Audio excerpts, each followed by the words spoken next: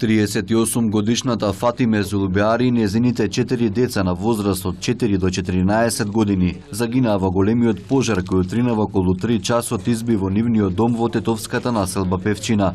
Загинатите кога избувнал пожарот спиеле на горниот кат од оваа куќа. Покривната конструкција целосно изгорела и паднала на телата на сега веќе починатите. Таткото на децата за време на трагедијата бил на работа. На долниот кат од куќата спиеле свекорот и свекрвата на загинатата Зулбеари. Тие не се повредени.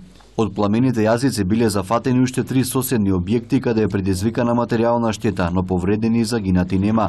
Соседите раскажуваа дека пожарот ги разбудил околу 3 часот и 30 минути. Вела дека се случило за миг. Пожарот ја проголтал старата и дотраена куќа за многу кратко време. Домаќинот беше онај татко од децата. Беше на работа преку ноќ. Чувар беше таму негде. Значи во куќата биле уште двајца? Само двајца и они 5. Горе се спавали жена и 4 деца, а стара и стари се пред до ова соба, што е железо што е. Не знам, ако се нута веќе они се изгорени, умрени, можда се загушени од димот. Умрени се сигурно. Дел од жителите од населбата Певчина велат дека по тесните улици во нивното мало противпожарните возила едва и пристигнале на лице место. На одредени места од сокаците имало и паркирани возила, оневозможувајќи го брзиот приод на пожарникарската екипа до опожарената куќа. Коли има паркирано, рече пожарната не може да влезе овдека, за да или вамо има, рече, запалено куќа. Ја рекол, син мич не знаем чиви са колете, не знаеме па кога да викамо.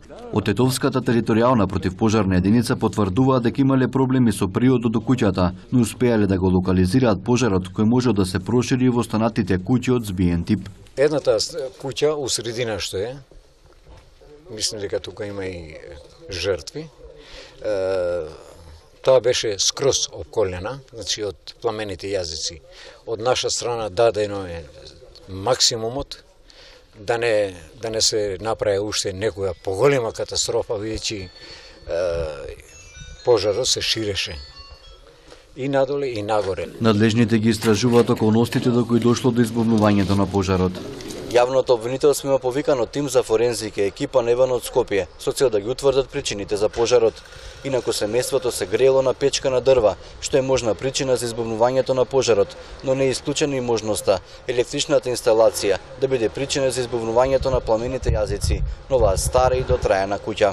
Семејството Зулбеари пред 5 години го снајде трагедија. Во сообраќајка на автопатот Тетово Скопје загина нивното 5-годишно дете.